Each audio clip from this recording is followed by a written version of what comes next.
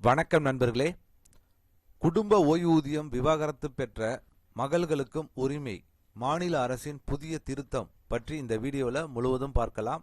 அதற்கு முன்னாடி நம்ம சேனலை இதுவரைக்கும் சப்ஸ்கிரைப் பண்ணலன்னா சப்ஸ்கிரைப் பண்ணி வச்சுக்கோங்க. அப்படியே பக்கத்தில் உள்ள பெல் பட்டனை மறக்காம பிரஸ் பண்ணி வச்சுக்கோங்க. குடும்ப ஓய்வூதிய விதிகளில் முக்கிய மாற்றம் செய்து விவாகரத்து பெற்ற மகள்களுக்கும் பெற்றோரின் குடும்ப ஓய்வூதியத்தில் பங்கு வழங்க மாநில அரசு தீர்மானித்து உள்ளது.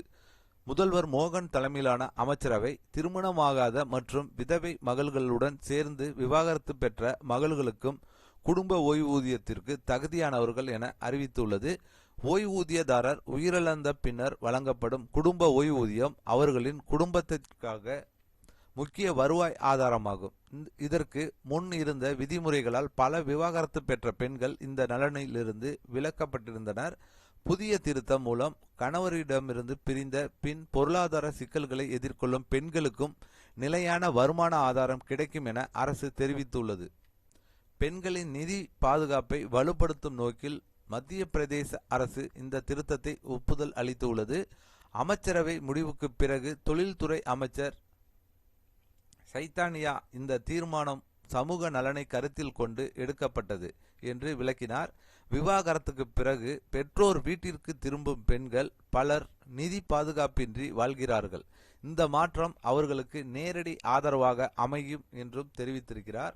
மேலும் ஓய்வூதிய செயல்முறைகளை எளிமைப்படுத்தவும் அமைச்சரவை ஒப்புதல் அளித்துள்ளது.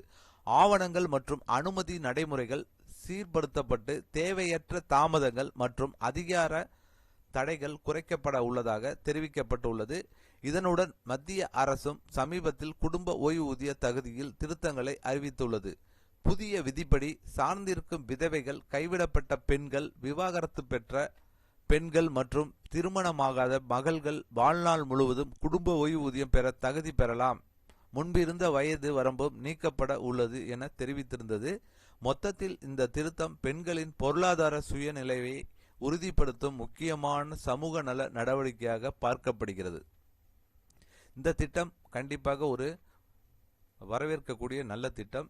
ஏனென்றால் பெண்களுக்கும் இது அவங்களுக்கும் பகிர்ந்து அளிக்கப்படுகிறது ஓய்வூதியத்தில் அப்படிங்கிற ஒரு திட்டத்தை கொண்டு வந்திருக்காங்க. ஸோ கண்டிப்பாக இது ஒரு பயனுள்ள தகவலாக இருக்கும்னு நினைக்கிறேன். இந்த வீடியோ பிடித்திருந்தால் லைக் பண்ணுங்கள், ஷேர் பண்ணுங்கள், உங்களுடைய கருத்துக்களை கமெண்ட் செக்ஷனில் கமெண்ட் பண்ணுங்கள். மீண்டும் இது போன்று வேற ஒரு வீடியோவில் சந்திப்போம்.